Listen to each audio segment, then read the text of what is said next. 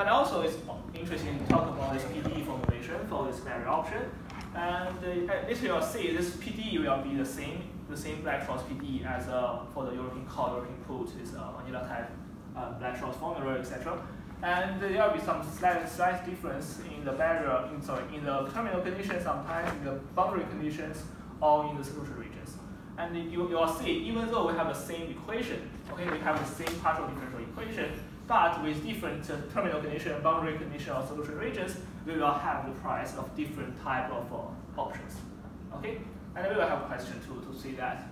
And talking about this risk neutral pricing formulas here, you will see the payoff function really depends on the minimum of the maximum of the whole sample path, the whole stop price.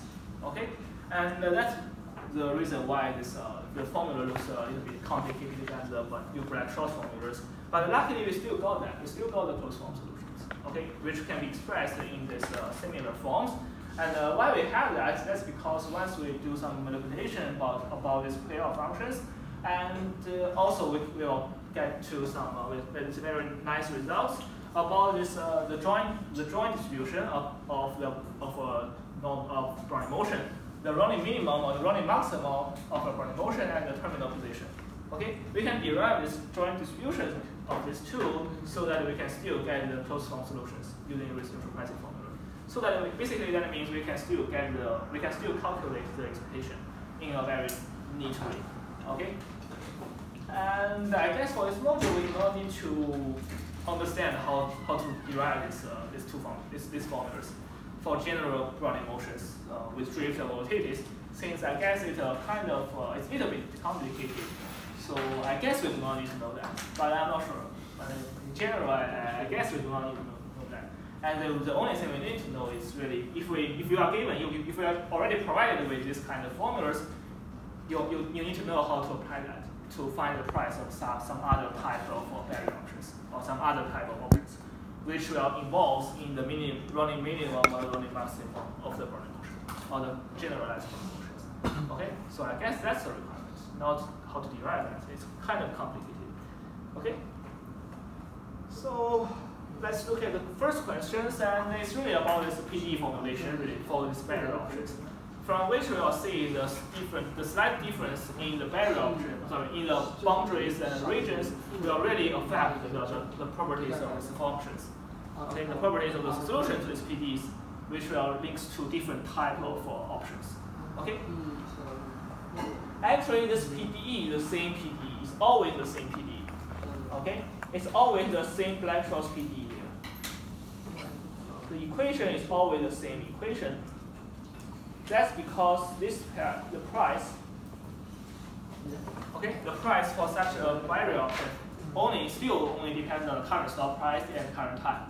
Okay, as long as the derivative price depends only on stop price, current stop price, and the current time, then it will automatically satisfy the Black-Scholes equation. Okay, there is no doubt on that. So still the same equation here. Equation is the same, but what is different to make this guy, the solution to this one, leads to a barrier option instead of some vanilla call option? That's because we have different boundary conditions and we have different service regions. Okay, so how do we find out the regions, the solution regions first? So let me draw this graph. So this is time direction, time t, and this is stop price. So we got two directions. Since we are talking about the barrier option, so there is always a barrier b. And let's see how do we find out how to determine the barrier. Sorry, how to determine the region, how to determine the domain, the solution domains. Okay. So it really depends on the type or the class, the different classes of this knock-in or knock-out, or going up or going down features of these options. So here, for this question, we got the down and in option. Okay, we got the down and in option. What does that mean? That means if the stop price going down and crosses barrier, okay, if the stop price going down and crosses barrier, then the option will be activated. That means you will just get a vanilla call option. Okay, there is no more concerns related to this barrier anymore once you are in. Once you are going down and you are in. Okay, that means, for example, if the current stop price is already here, okay, if the current stop price is already lower this barrier. Okay, if the current stop price is already lower this barrier, that means we are already down and in. Okay, we are already in. All right, we are already in. So that means the option, this barrier option, has already been activated. So that means there is, in the future, there is no more concerns relating to this barrier anymore. And our payoff for this option is exactly the same as a European call option, a vanilla European call options. Okay, so that there is no difference between having this kind of barrier option and a vanilla call options. Okay, these two are identical. So that the price actually equals to the Black-Scholes formula. Okay, in this region, the price for such a barrier option actually equals to the Black-Scholes formulas for the vanilla European call options. Okay, so this is a call option price. So that means inside this region, we already know what is function V. This function V is nothing but this European call, Black-Scholes formula. Okay, Black-Scholes function, this guy. So that we are not interested in this region anymore. Okay, we already know that. We already know what the option will look like in this region. So we only need to focus on this upper region. Okay. Why are we still interested in the upper region? That's because in the upper region, when the stop price is still above this, when the stop price is still above this barrier, we are not sure whether this lower barrier will be crossed or not in the future. So there is still some uncertainty whether my option will be activated or not. Okay, so that we still need to do some calculation relating to that when the stop price is above this barrier. So that means the region we are interested in should be the region when S is larger than B. Of course, for the time it's always from 0 to capital T. So that's the solution domain. That's the solution domain of the solvency region for this barrier options. Okay. So this function will be satisfied, will hold true in this region. Actually, we'll see in this region, this equation is also satisfied, right? This equation is also satisfied in this region as well, because in this region, this function V is nothing but Black-Scholes formula, it's C. Of course, C, this function Black-Scholes formula should satisfy Black-Scholes equation. So there is no contradiction between, there is no contradiction here, actually. Okay, there is always the same Black-Scholes equation that governs all the price, all the derivative price. Okay, as long as the derivative price only depends on the stop price at current time. And of course, if you learn the Asian option, for example, you'll see it's a little bit different, but anyhow, it's still the same Black-Scholes type option. Also a Black-Scholes type equation here. Anyhow, that's how we determine the solution region. Okay, since in this region we already know that, so we do not care anymore, and we only care about this upper region when the option is not activated. Okay, when we are still not sure whether this barrier will be crossed or not. Okay, so that's the solution region. And then we can go to this boundary conditions. Okay, so the region is upper region, so actually it's a squared region. Okay, this is a squared region here. Since we got 2 dimensions here, it's a squared region. So essentially there are 4 boundaries. Okay, there are 1, 2, 3, 4. There are 4 boundaries. But in most cases, the time direction, we only need to specify the terminal condition, at least in our context. Okay, in our context, we only need to specify the terminal condition in the time direction. Okay, that's the terminal condition. So then here is so S and T. So that's our terminal condition. Okay, that's our terminal condition. In the time direction, we only need to specify the terminal condition, and we do not need to specify the initial condition. That's something we need to solve. And for the stop price for this direction of S, there are actually two boundaries. This barrier B and the boundary infinity. There are 2.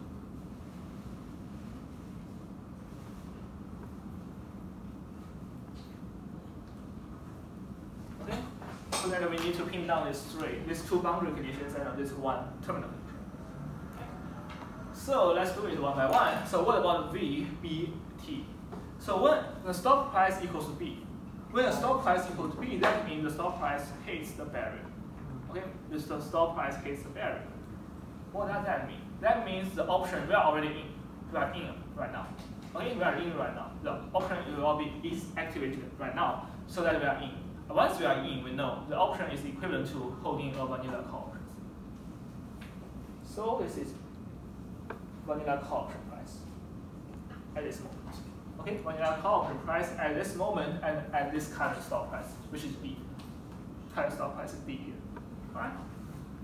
That's this barrier, this boundary condition here. And what about infinity? So actually, if you know some PD theory, you will see is to specify the boundary condition and infinity can be very, very tricky. And in our particular example here, actually we do not need to specify this boundary condition and infinity. It is endogenized in this equation itself already. So rigorously speaking, we do not need that. Okay, but we can also impose some artificial boundary conditions as long as this boundary condition is consistent with the true solution to these equations. Okay, and why we are interested in this infinity boundary condition and infinity? That's because if you want to do some, if you want to solve this PDE by some numerical schemes, okay, I guess it's something will be taught in other modules. If you want to do that, you will see that boundary condition is really important. Even though it's a boundary condition and infinity, and even though this boundary condition is already endogenized in its equations, but still you need that. You need the boundary conditions to write down this whole numerical methods to implement the whole numerical methods here. So what is the terminal condition? What's the boundary condition here? So let's imagine what will happen when the stop price is infinity. That means the stop price is very, very large. Okay? Since your stop price is very, very large, it's almost unlikely that the stop price will going down and cross this barrier. Right? Since the stop price still is so high, it's right, stop price is almost infinity, and it's never going to happen that the stop price is going down sharply and cross this lower barrier. Okay, it's not going to happen. So that we are never in. We are never locked in. Okay? So that means we are never locked in. It's zero. We will get nothing. We are never locked in. Okay, we got nothing. So that's a barrier. That's a boundary condition and infinity. And what about this guy? It's terminal condition here. So in most of the cases, at least for vanilla call, vanilla put, and for many kinds of options, here the terminal condition is just the payoff function. Okay. In many cases, the terminal condition is just the payoff function. But it's kind of special here. For this barrier option, we should be really, really careful about the terminal condition. Right? For example, here, when the stop price is S and the time is maturity, and remember we are interested in this region. We are interested in the region when S is larger than B. Okay? That means maybe stop price is here. Okay, stop price is here. And it already matures, and stop price is here. That means what? That means it's never going to happen that the barrier will be knocked, will be hit. It's already end there. The whole period is end here. And at this moment, it's still, the barrier is not hit, and we are not in. Okay, we are still not in, and there is no more future anymore, since it's already matured there. So that actually we cannot get this payoff. The payoff is zero. Alright? That's because we are lying at this point. Okay? It's above the point. It's above this barrier. That's because we are only interested in this region. So this stop price is larger than this barrier. It's larger than this barrier B, and we are not in yet. Okay, we are not in yet. So we are not going to stay locked in. We are not going to be locked in anymore because it's already matured there. So we are not in. We got nothing here. All right. So this is the terminal condition for this down and in option. So you will see, even though we have the same equation, but we have different regions, different boundary conditions or initial conditions or terminal conditions. The solution to this equation will lead to different price for different derivatives. Okay, even though the equation is always the same Black-Scholes equation. Okay, even though the equation is satisfied, it holds true in all this at any point. Okay, but still not true. Oh, sorry, it's still not going to lead to it will lead to different price for different options. All right. So that's for this barrier option. Okay, down and in. So Yeah. So you'll see this when we write down P, writing down the correct solving regions and correct boundary conditions and terminal conditions, they are really important. Otherwise, the solution to this equation may lead to some other things you do not want. Okay, so once you write down PDE, you better write down the solution regions and all the suitable boundary conditions or terminal conditions. So that's for this kind of reasons. So anyhow, let's look at question 2 here. So question 2 here, we are going to price this down and in cash call options. So basically that means if certain conditions is satisfied, if certain events happen, if certain event occurs, then we can get $1. Okay, we can get $1 for that. And what is the event? The event is actually similar to this barrier option. It's down and in and call. So that means this event is call type. Okay, it's a call type and down and in. Okay, so what is down and in? So I guess we need to learn how to write down this this payoff function. Okay, we need to know how to write down this payoff function. Depends on the definition of this barrier type. Okay, the barrier here is down and in. So let's stop price this barrier, and again it's down and in. So what does that mean by down and in? Down and in that means the current stop price at 0 is higher than the barrier, so it's a lower barrier. Okay, it's a lower barrier, and down and in is going down the value. Okay, so under what condition we are locked in? Under what condition we are locked in, if you draw this kind of sample path, you will see when the barrier is not hit, then we are not in. Okay, we hope that the barrier will be crossed sometime. Okay, so that if we describe this kind of event using the running minimum or the running maximum language, it should be the running minimum should be smaller than B. Okay, that means this barrier, this B, that lower barrier B will be crossed at some time before T. Okay, the running minimum of the stop price between 0 and the T will be smaller than B. So that's the event. Okay, that's the event, provided the barrier B is hit. Okay, and the event and also the terminal.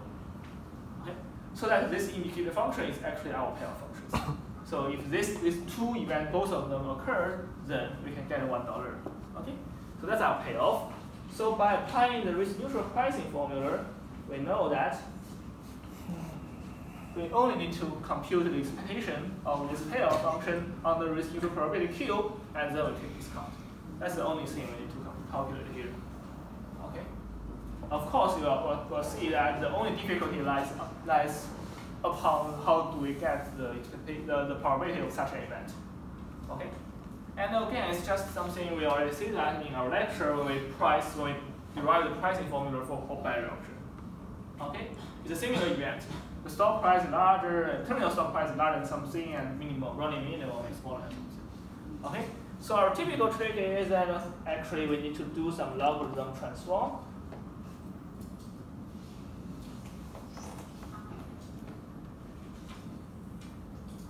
And since we are living with this Black-Scholes model, so the stop price is a geometric random motion, so that after taking logarithm, it will become some Gaussian, Brownian motions with drift. It will become Brownian motion with drift. Okay, we take the logarithm, so everything stays the same. But the good thing about log st is actually a Brownian motion with drift. Why? Because st equals to s0 times the exponential is r minus the half sigma squared times t plus sigma wt. Okay, you see, so this is a specific formula for geometric random motion things. So if we take a logarithm on both sides, log st equals to log s0 plus this guy plus sigma wt, which is a Brownian motion with drift. Okay, this is Brownian motion and this is the drift term. And the drift term is r minus a half sigma squared. So that this part is actually the terminal value for Brownian motion with drift larger than some value, and this term is the running minimum of the Brownian motion with drift and volatility smaller than some value. Okay? So if you like, you can use this very simple notation to denote this event. Okay? This X is this running motion with drift, okay? And small m is the running minimum of this running motion of this process X. And this small running minimum smaller than some number, and the terminal value larger than some number.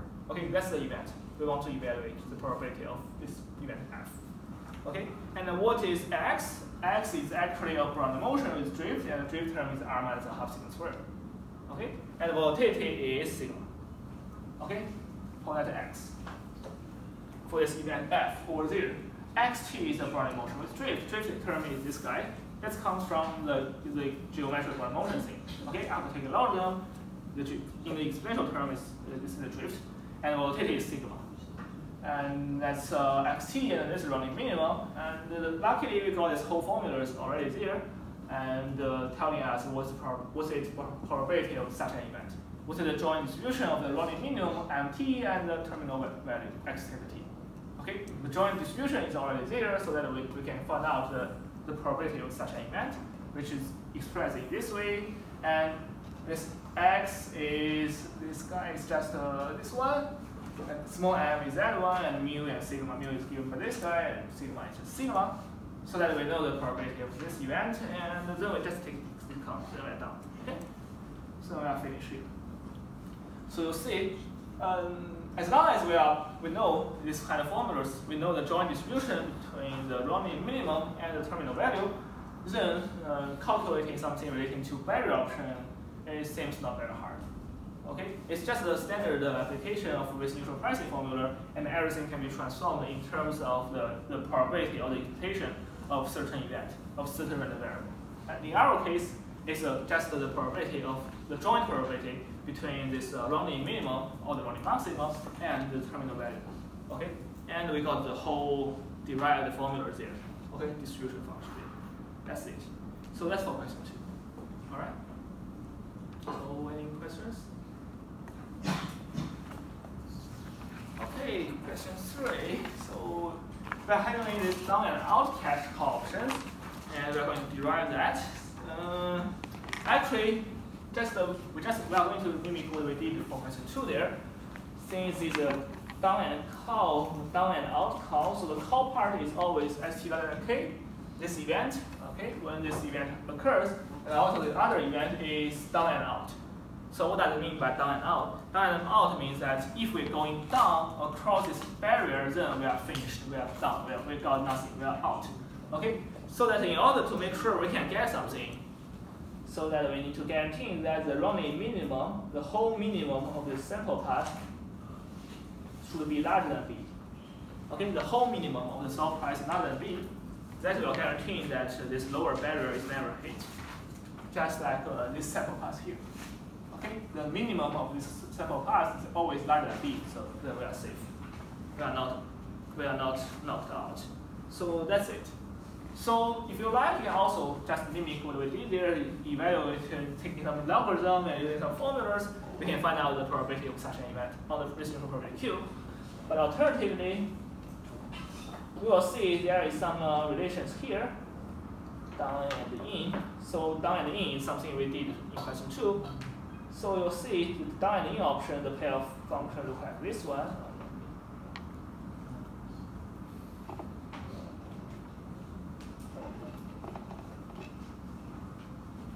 Okay, this is down and in. This is what we did in the last question. So actually, you will see if we add these two up, if we add these two pair of functions together, this is minimum larger than b and this minimum smaller than b. Actually, they are two complementary. They are complementary to each other. Okay, combining these two events together, we can get something. Actually, we got the whole space. So basically, that means these two events will get combined together and vanishes. Okay, so that if we add these two together, it will lead to the indicator of xt larger than k. Okay, and this relation is, I guess it's called in and out parity, or knock in or knock out parity. That means if we combine this knock in option and knock out option together, it will give us some vanilla type option where there is no more issues relating to barrier. Okay, knock in plus knock out together is got a vanilla type. Okay, there is no more issues relating to barrier. And you see this kind of payoff is quite simple. It's just the terminal stock price larger than certain value. So the expectation, or if you see this kind of price, this kind of option, the price of this kind of option is pretty easy to find out. It's just the probability of certain event and discount. So that in order to find the price for for this option, so what we can do? What we can do is evaluate the price for this option and minus the price for this option which we already get. Okay. So that this is some shortcut you can take, okay, by making use of this in and out of parity, okay. So that again, actually all these parity relations is nothing fancy here. If you write down the payoff and you will see some combination, you can combine them together. Then you got some parity relations. Okay, it's not something fancy here. Just like this in and out, you see the payoff, this guy payoff, and payoff of this now out and payoff is now in, combined together, you just cancel the away, you just get away with this barrier, this running minimum things. And actually the same story for put call. Okay? If you write down the put option payoff plus the call option payoff, you will see this positive part and this whole positive part get cancelled. And you just end up with stock in the K. Okay, anyhow, for this question, this down and out, as I mentioned here, this down and out plus this down and in, combined together is just to give us some vanilla type option. And this call option is called cash call. That's because we can get $1, which is just cash, if stock price is larger than some threshold. It's call type, it's a call feature, right? So that's called cash call, but it's the name. But anyhow, the price of such an option is very easy. It's just a discount and the probability of this kind of event. Okay, discount this kind of event, probability of that is just ND2. So that in order to find out the down and out cash call option price, is just this guy minus this one. This one is actually comes from the result in question 2 already. Okay, this guy is this one, and this guy is a discount and the probability of this event. Okay, so that's it. That's for down and out cash call. So just I want to make this point that you see this, because of this kind of relations between cash, the down, not in and not out. So essentially, even though there are 8 different kinds of options, right? Different kinds of barrier options, down and in, down and out, down and in call, down and in out, blah blah blah. But actually, they all have some certain relations here. Okay, and they are related by very simple equations, very simple functions, like this one or Black-Scholes equation. So that actually you do not need to memorize all those formulas here. Okay, you do not need to memorize all the formulas here. You can also derive the rest of them just from maybe 1 or 2 of them. Okay. So that's for question 3. So any questions so far?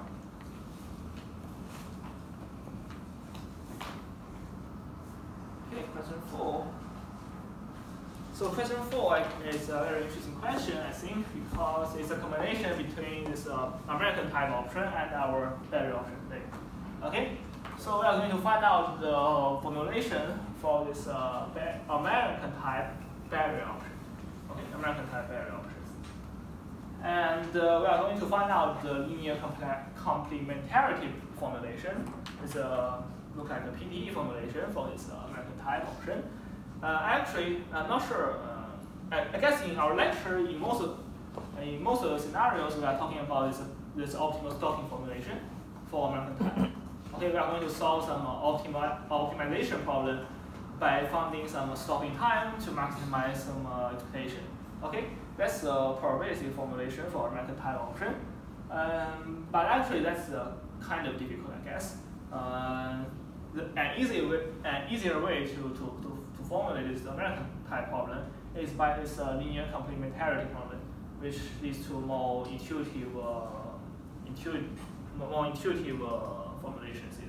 formulas here. Okay, so let's see. So to give you some recap on this American type option and the linear complementarity problem. So usually for American type option, this kind of LCP problem, okay, LCP formulation is looked like this way. LV and V minus lambda, I'll use lambda here, equals 0, the minimum of these 2 is 0. Okay, so that's the typical formulation for American type option. Okay, just like we did last week. And actually, this kind of form is equivalent to say this. So this is a very compact form. It's just a one-line equation. But it's better to write down it separately using two inequalities and some equations, two inequalities and one equality.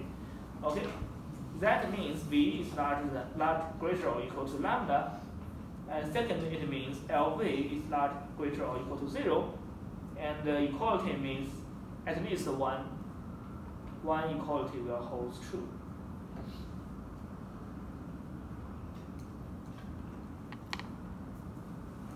Okay, so we got two inequalities. But moreover, why is complementarity? It comes from the one of the equality must hold true for two of them. Okay, at least one of the equality should be true. Okay, so that's a linear complementarity formulation for very general American type problem. And actually, we have very nice interpretation for both of these two inequalities, right? So the first inequalities mean that you can stop anytime you want. Okay, you can stop anytime you want, so that the value of your whole thing, your best value, your optimal value, should always greater or equal to the early access payment. So if you stop, you got lambda. If you stop, you got lambda, so that the optimal value v, okay, your optimal value v should always greater or equal to your access payment. Okay, so at least you can just stop here. So v is always greater or equal to lambda. Okay, that's the interpretation for the first inequality. And the second inequality is if you rearrange some terms here, L is usually the second order differential operators. If you rearrange some term that in this LV, actually you will get this interpretation that the second inequality means that you cannot get arbitrary profit. Okay, you cannot get arbitrary profit. So that it is always here. This second inequality is always here. And why do we have this complementarity condition? That means either you continue, okay, either you continue or you stop. Once you stop, v equal to lambda, because you already stopped. Since you are doing something optimally, so if you stop, v equal to lambda. If you not stop, there should be no arbitrage. So LV equals to 0. That's some Black-Scholes equation type. Okay, so we have perfect interpretation for this linear complementarity problem for American type problems. Okay, so let's see how to apply that in this barrier type. Okay. Actually, for any options you like, if you learn some new options, you can always try to convert it to American type to write down this linear complementarity problem. For this barrier option, let's see how we do that. So there are several different kinds of options we can choose. So for simplicity, let's just choose this down and out. Okay, American down and out, call, for example. Okay, let's do that. Down and out, call. So in order to write down this whole thing, since we know this L is actually some differential operators, there is some twist, something related to Black-Scholes equation or something like that. So I would suggest we always first try to pin down the solution region. Okay, especially for this barrier type option. Okay, we first try to pin down the solution region.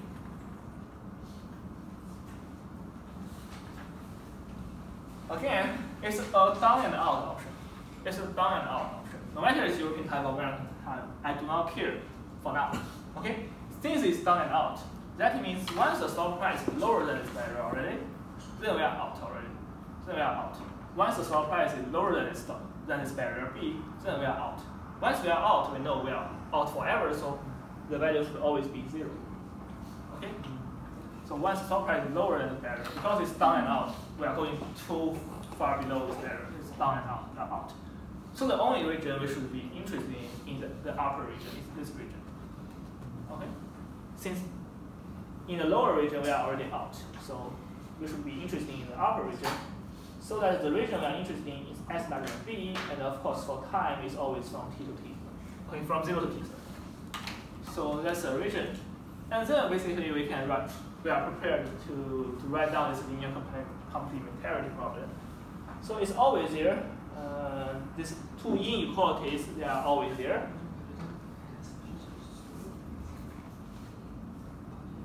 Okay? This lambda is always the early access payment is this guy. Okay? If we are dealing with call option, it's always there. And the second operator is actually, so the second inequality is actually a little twist from Black-Scholes equation. Okay? So no matter what kind of Black-Scholes type equation you have, for the European type counterpart for this kind of option, we can just doing a little bit twist to make it from equality to inequality. That's our second thing we are looking for. And to make sure, oh my god, to make sure you are not making, you are doing it in the right way, this inequality, okay, the second inequality here should be equivalent to this guy. This guy is smaller or equal to RV. Okay. Should be equivalent to this guy, smaller or equal to RV. Okay, RV should be always larger than something in order to make sure you get the right direction here. Why we have this kind of direction here, that means as the option buyer, okay, as the option buyer or as the option holder, you will never get the return which is larger than R, risk-free return. Okay, you will never get any return which is larger than R. Otherwise, you will have arbitrage opportunity.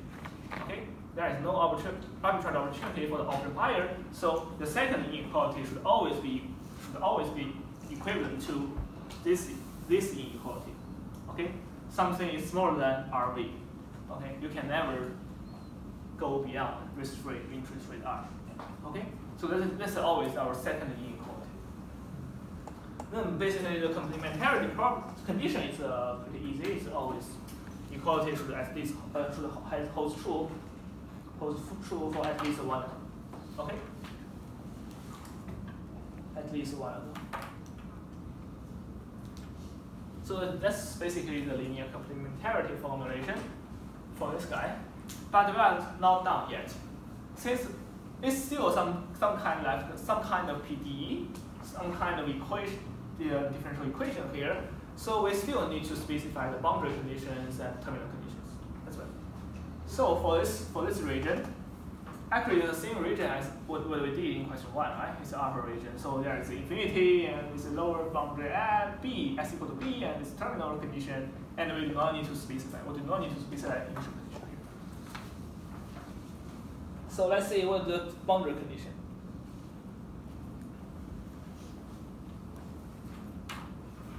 So what is the boundary condition at this lower boundary? So we know when stop price equals to B, that means we are at this boundary. That means we are out. We hit this boundary already, so we are out. Once we are out, the value is 0. So that's for this boundary. And what about this upper boundary? What about the upper boundary when s goes to infinity?